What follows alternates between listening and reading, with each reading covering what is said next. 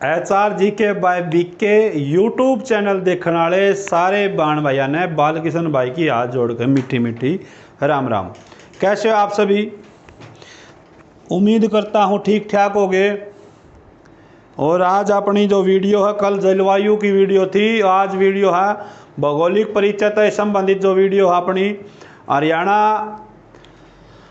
हरियाणा का जो भौगोलिक परिचय है वो आप तक बता देंगे। एक दो वीडियो गिर रखी है मैंने।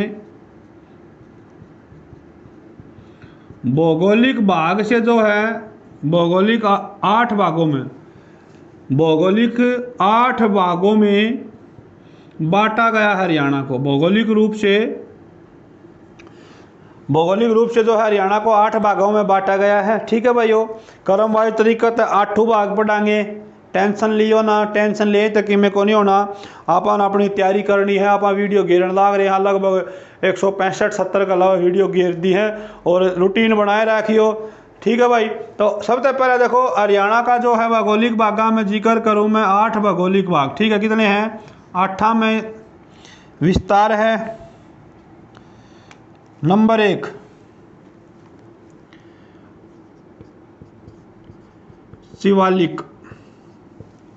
शिवालिक। मास्टर इसमें इंक डालियो,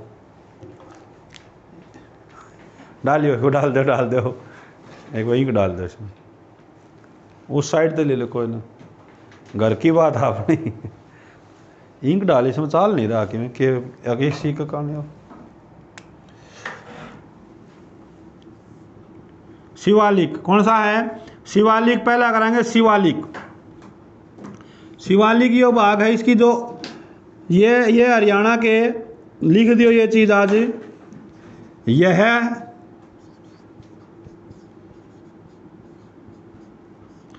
हरियाणा के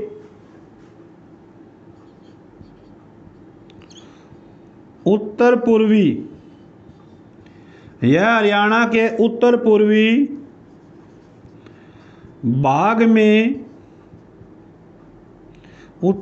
भाग में फैला हुआ है। जो शिवालिक श्रेणी का मैं जिक्र करो, शिवालिक जो भाग है वो हरियाणा के उत्तर पूर्वी भाग में फैला हुआ है। Thank you sir, thank you. उत्तर पूर्वी भाग में फैला हुआ है। ठीक है, हमारे बड़े अजीज साथी भी है, भतीजा अपना अमित वशिष्ठ, जो इंग्लिश पढ़ा कर अमित एग्जाम अब बहुत कोऑपरेट करता है और अच्छी इंग्लिश कराता है। अमित एग्जाम अब चैनल पर जाकर पढ़ियो, देखियो भाइयों। शिवालिक यह हरियाणा के उत्तर पूर्वी भाग में फैला हुआ है। और सही सर, आपका एक बार में कमेंट भी आया था कल, आप चैनल पर वीडियो नहीं डाल रहे शायद। हाँ तो डाल दियो, बच्चे कह रहे थे कि सर अमित इंग्लिश की महा भाई कमांगे। शिवालिक जो है यह हरियाणा के उत्तर पूर्वी भाग में फैला हुआ है। इसकी जो औसतन ऊंचाई है, औसतन जो ऊंचाई है और 900 से 2300 मीटर है जी।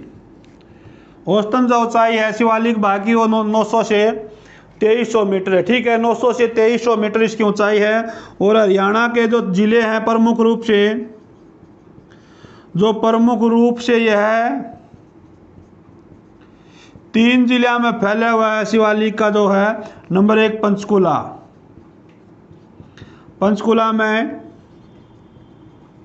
अम्बाड़ा में, यमुनानगर में। भाई पंचकुला, अम्बाड़ा और यमुनानगर में शिवालिक का विस्तार है। पंचकुला, अम्बाड़ा और यमुनानगर में है। औसतन ऊंचाई जो है 900 से 2300 मीटर है, उत्तर पूर्वी भाग में है। और जो जीव नदी इसमें प्रमुख रूप से हरियाणा की जो है मारकंडा,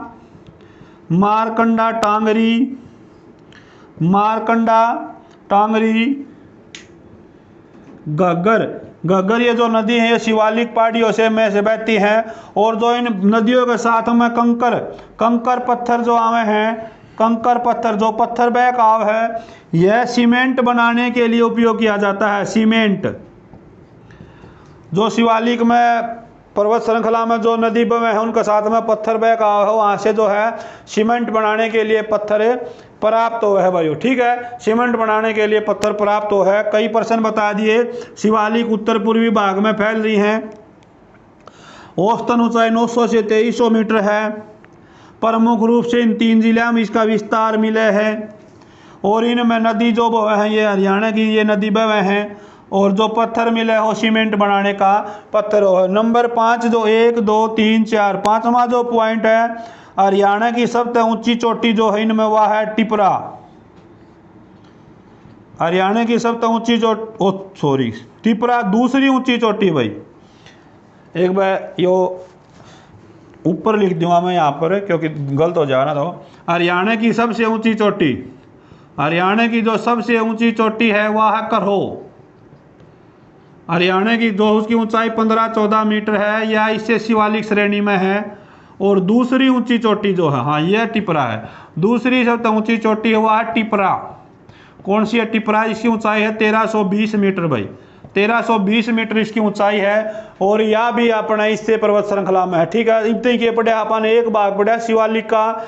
और शिवालिक के बारे में जो थी ये सारी जानकारी आप तक पहुंचाने का प्रयास कराया है। उसके बाद दूसरा भाग पढ़ाएंगे गिरिपाद मैदान। वेरी वेरी इंपॉर्टेंट ये टॉपिक है भाइयों। और अपना भौगोलिक चाल रहा है इसमें। ठीक है, तो वेरी वेरी इंपॉर्टेंट टॉपिक है। वीडियो देखो, पसंद आओ तो लाइक लुइक करो, ना आओ तो टाल करो, देख लियो। ठीक है, भौगोलिक 8 भाग हैं। दूसरा जो भाग है अपना हो गिरिपाद मैदान। गिरिपाद मैदान, गिरिपाद जो मैदान है, गिरिपाद जो मैदान है, यह मैदान भी जो है अपने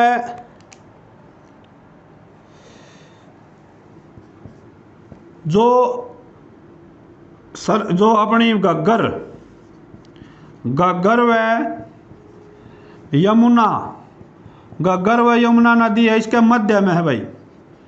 गिरिपाद जो मैदान है घग्गर व यमुना नदी के मध्य में है। ठीक है, गिरिपाद जो मैदान है घग्गर व यमुना नदी के मध्य में है। और इसमें यमुना नदी के मध्य में है।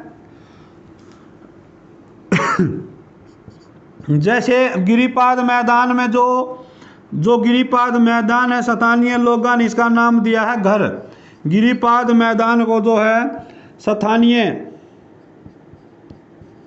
स्थानीय भाषा में घर कहा जा है।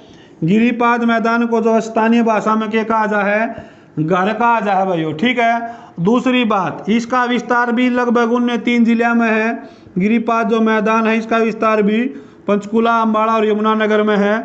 और दूसरी बात क्या है? स्थानीय भाषा में घर कहा जा है।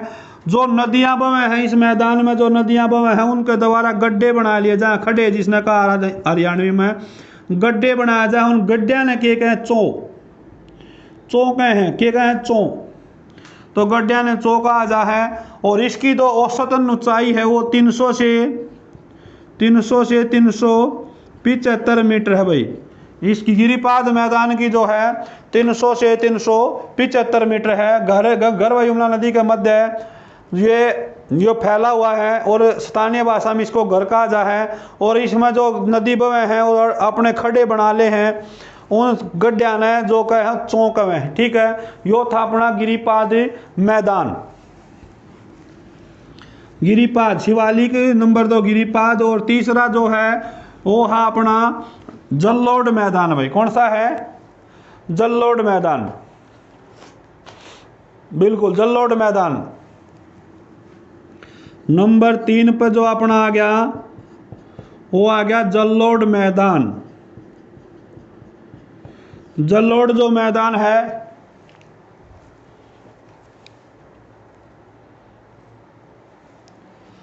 जल्लोड जो मैदान है जो अपना यो गिरिपाद क्षेत्र है। गिरिपाद जो क्षेत्र है यो जहाँ समाप्त हो गया गिरिपाद क्षेत्र से दक्षिण के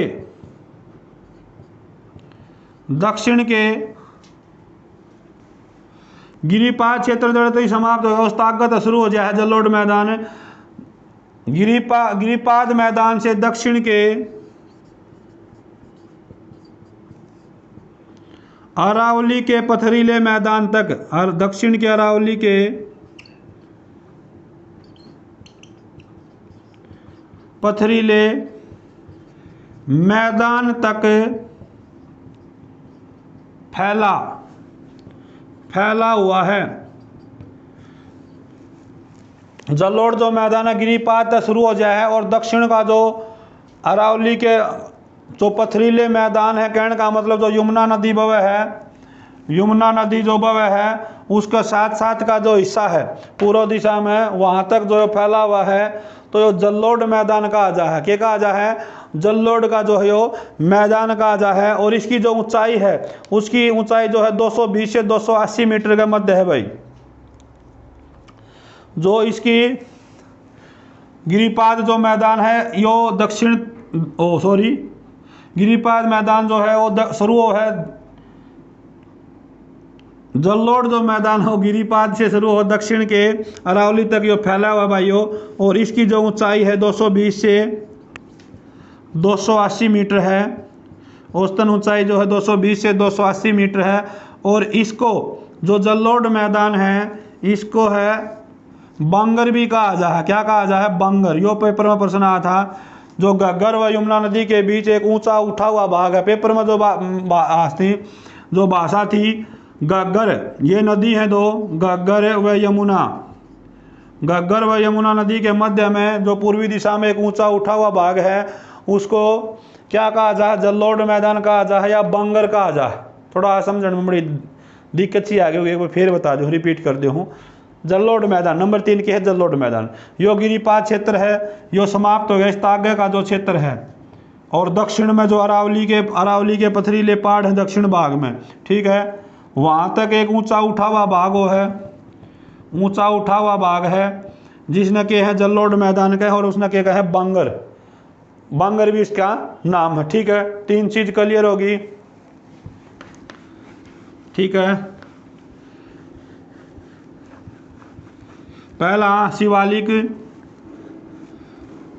शिवालिक, दूसरा गिरिपाद, और तीसरा जो अपना के है वो है जलोढ़ मैदान। ठीक है, उसके बाद है नंबर 4 पे है बाढ़ का मैदान।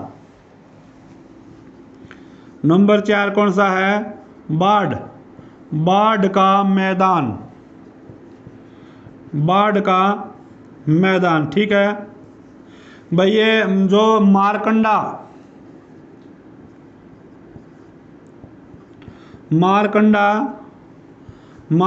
व घग्गर, मारकंडा व घग्गर नदी के द्वारा बनाया गया मैदान। मारकंडा व घग्गर नदी द्वारा बनाया गया मैदान पूर्वी भाग में है यो। ठीक है, मारकंडा व घग्गर नदी द्वारा बनाया गया मैदान बाढ़ का मैदान कला है। मारकंडा द्वारा बनाए गए बाढ़ के मैदान को पेपर में आया है प्रश्न, मारकंडा द्वारा बनाए गए। देखो इसमें बड़ा मजाक सा कमे है क्योंकि टॉपिक ऐसा है। मारकंडा द्वारा बनाए गए बाढ़ के मैदान को क्या कहे हैं भाइयों? बेट। और घग्गर द्वारा बनाए गए, लिख लियो, घग्गर द्वारा बनाए गए बाढ़ के मैदान को नेल्ली। दोनों पेपर में लिए प्रश्न। मारकंडा द्वारा बनाए गए बाढ़ के मैदान को बेट, और घग्गर द्वारा बनाए गए बाढ़ के मैदान को क्या कहे हैं? नेल्ली कहे हैं। ठीक है, 4 हो गए। उसके बाद है टिब्बे युक्त मैदान। नंबर 5 जो अपना है, नंबर 5 टिब्बे युक्त रेतीला, टिब्बे युक्त रेतीला मैदान। टिब्बे युक्त रेतीला मैदान जो है वो अपना है पश्चिम में भी है और दक्षिण में भी है। पश्चिम और दक्षिण में है टिब्बे युक्त रेतीला मैदान। जैसे सिरसा जिला है, सिरसा है, फतेहाबाद है, हिसार है, भिवानी है, रेवाड़ी, इससे पहले महेंद्रगढ़ है। चलो यहाँ लिख देता हूँ, महेंद्रगढ़। पश्चिम और दक्षिण में फैला हुआ है कौन सा? टिब्बे युक्त रेतीला मैदान। नंबर 5 पे है टिब्बे युक्त रेतीला मैदान, ये पश्चिम दक्षिण में है। सिरसा, फतेहाबाद, हिसार, भिवानी आदि जिलों में इसका विस्तार मिलता है। आदि जिलों में इसका क्या मिला है? विस्तार मिलता है। ठीक है कि समझ मानदा हुआ। देखो ये ऐसे टॉपिक है लेकिन पढ़ने पड़ेंगे क्योंकि यूट्यूब पे है ने आपने भी बेरा है असली चीज़ गिरन लाग रहे हाँ, तो इसमें एक आधी चीज़ जो है मजाक की बना पाती। ज़्यादातर जो है अपना इस तरीका हो मजाक तौर पर पढ़ाते हैं, लेकिन टेंशन लेकर पढ़ाना अपना भी बस की कौन। आराम से पढ़ो, कोई ना समझ में आओ तो कमेंट कर दियो, फिर बता देंगे। प्रयास करते रहेंगे। आपके लिए आपका प्यार और सहयोग है, इसका बहुत बहुत धन्यवाद है। और अच्छा लगे है जी कमेंट आप लोगों के। ठीक है, क्या नंबर 5 हो लिया था। उसके बाद नंबर 6 भाई, नंबर 6 पे है अरावली का पथरीला मैदान। अरावली का पथरीला, अरावली का पथरीला मैदान। देखो यो अरावली का जो पहला प्रश्न तो यो अरावली का जो पथरीला मैदान है हरियाणा के दक्षिण भाग में है भाई। अरावली का जो पथरीला मैदान है हरियाणा के दक्षिण भाग में है। अरावली का जो पथरीला मैदान कड़ा हरियाणा के दक्षिण भाग में है और यहाँ कम वर्षा होने के कारण कांटेदार झाड़ियाँ पाई जाती हैं। कांटेदार झाड़ियाँ पाई जाए और सबसे ज़्यादा झाड़ियाँ जो है गुरुग्राम में पाई जाए।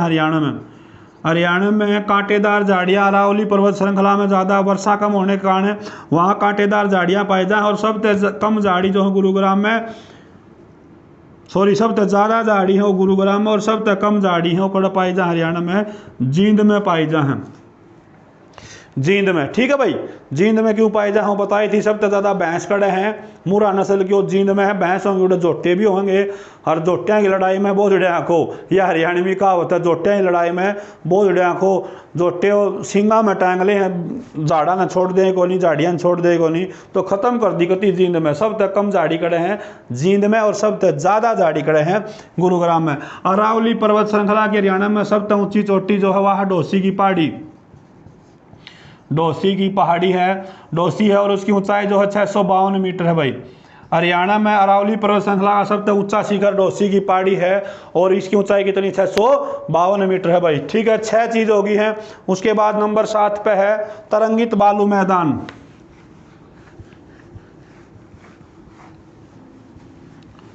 नंबर 7 पे अपना आ गया है भाइयों। नंबर 7 पे है तरंगित बालू मैदान।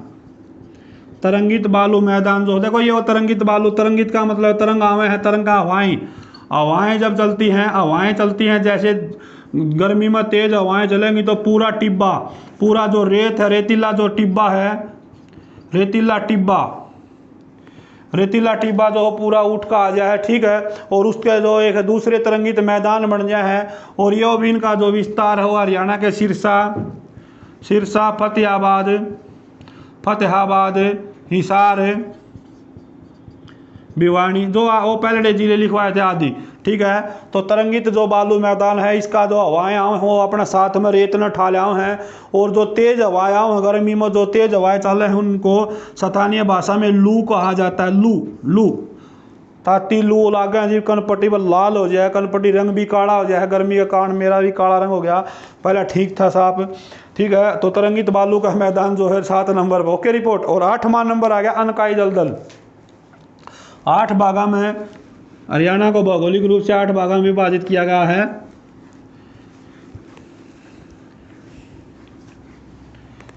नंबर 8 पे है अनकाई दलदल भाई। यो सब का याद पावा अनकाई दलदल, ये कई बार प्रश्न आया है। अनकाई दलदल साथियों, जो अनकाई दलदल है वो हरियाणा के सिरसा जिले में पाया जा है। हरियाणा के देखो पेपर में कई बार लिया प्रश्न, 8-9 में प्रश्न आ लिया। हरियाणा के किस जिले में अनकाई दलदल पाया जाए तो सिरसा जिले में पाया जाए। दूसरी खास बात जो है सबसे निचला स्थल हरियाणा का सबसे निचला स्थान कौन सा अनकाई दलदल है, जिसकी ऊंचाई लगभग 200 मीटर है। समुद्र तल तक जो ऊंचाई हवा कितनी है लगभग 200 मीटर है भाई। ठीक है भाइयों, तो साथियों यो अपना एक छोटा सा टॉपिक था। हरियाणा को 8 भौगोलिक भागों में विभाजित किया गया है। कौन सा भाग कौन सा जिला में है, के काम दाम है इसका, जो चीज़ थी इसमें बताई है। फिर भी आपने कोई डाउट हो, कोई शक हो तो कमेंट करके ज़रूर बताइए, रिप्लाई करियो। आज ठीक है, आज के लिए इतना ही। जय हिंद, जय हरियाणा, जय भारत। और वीडियो पसंद आवे तो कर दियो शेयर, आपका जी करो तो आज कह दें थोड़ा फ़र्क पड़ा इन चीज़ों का। बहुत बहुत धन्यवाद आप सभी का, बहुत बहुत धन्यवाद।